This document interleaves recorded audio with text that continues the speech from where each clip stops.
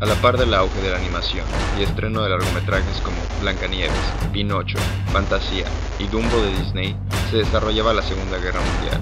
Sin embargo, con la entrada de Estados Unidos al conflicto, se tomó una nueva visión de las producciones de Walt Disney, las cuales adoptarían un camino diferente, es decir, serían un instrumento de propaganda para elevar la moral del pueblo durante la guerra. Durante la Segunda Guerra Mundial se estrenaron películas norteamericanas con elementos propagandísticos. Desde la entrada en la guerra de Estados Unidos en 1941, Hollywood adopta una postura agresiva. En todas las películas que se producen, los personajes malvados tienen apellido alemán, mientras se glorifican los valores de la democracia frente al totalitarismo.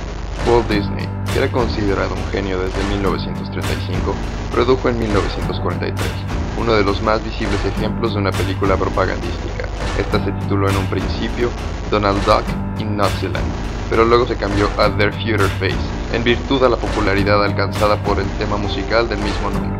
Durante los años de guerra, los cortos de dibujos animados también estaban basados en temas bélicos. Son fáciles de recordar: los aviones DC-3, los acorazados, tanques y cañones que asumían el aspecto de figuras vivas. El apoyo de Walt Disney durante la guerra se debió a su fuerte ideología, basada en la defensa de los valores del American Way of Life, en el cual creía firmemente.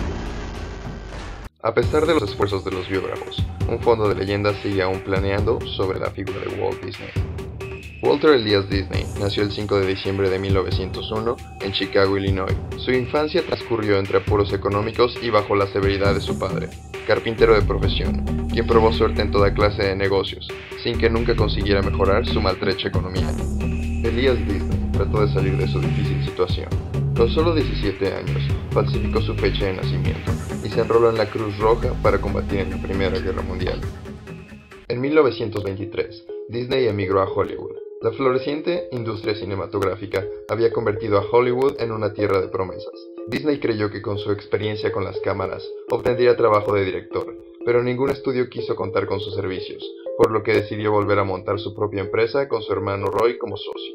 El 16 de octubre de 1923, la Disney Brothers Studio firmó su primer contrato importante, pero todavía insuficiente para hacer frente a sus dificultades financieras. En 1924, V.E. se unió a ellos y Walt pudo dejar de trabajar como animador para dedicarse al área para la que siempre estuvo más capacitado: la creación de personajes y argumentos y la dirección. Mickey Mouse es el personaje ícono de la gran industria de Disney que, desde su origen en 1928, ha sido motivo de polémica. Este personaje animado apareció por primera vez el 18 de noviembre de 1928, en la sala del Colony Theater de Nueva York, en donde se estrenó el cortometraje animado Steamboat Willie. El público, sorprendido, fue conquistado por la vivacidad, los grititos y los silbidos de aquel ratón que piloteaba una antigua barcaza sureña. Sin embargo, no fue este el primer filme de Mickey.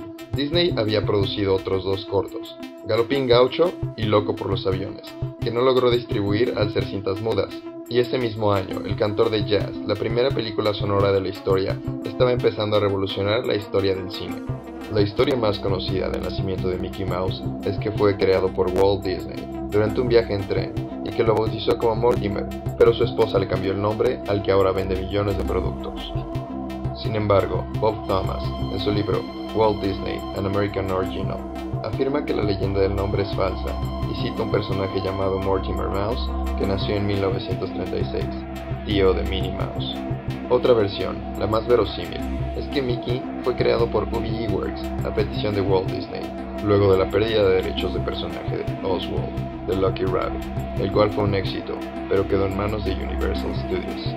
En 1934, cuando su estudio contaba con 187 personas, nació el Pato Donald, un personaje de carácter irascible y perverso, que vino a sumarse a los perros Pluto y Goofy. Cuando ya se había hecho un nombre en la industria de Hollywood, Disney emprendió una iniciativa arriesgada y sin precedentes: producir el primer largometraje de dibujos animados de la historia del cine.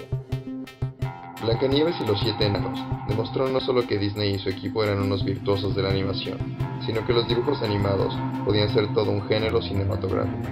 La película recaudó $4 millones, todo un récord para la época, pero le dejó endeudado a Disney hasta 1961 por culpa de la amortización de los créditos que tuvo que pedir. El presupuesto de $500,000 se había triplicado. Una vez finalizada la Segunda Guerra Mundial, en la que Disney había accedido a filmar para el gobierno estadounidense películas propagandísticas, dejó la presidencia de su compañía, cediéndole el cargo a su hermano Roy, pero solo mantuvo unos meses aquella decisión y a finales de 1945 volvió a ocupar el sillón presidencial de la compañía. Reafirmado en su antimarxismo y colaborador del FBI hasta su muerte, Disney se comprometió a abortar todo elemento que atentara contra la nación norteamericana en la reunión celebrada el 24 y 25 de noviembre de 1947 en el Hotel Waldorf Astoria de Nueva York, que culminó con la llamada Declaración Waldorf, en la que muchos productores cinematográficos se comprometieron a colaborar con la Comisión de Actividades Antiamericanas, en la llamada Casa de Brujas. Walter Elias Disney influyó en la sociedad del siglo XX con sus creaciones, las cuales no solo son representativas en el ámbito artístico y cultural, sino también en un plano geopolítico y económico, no solo en América, sino en todo el mundo.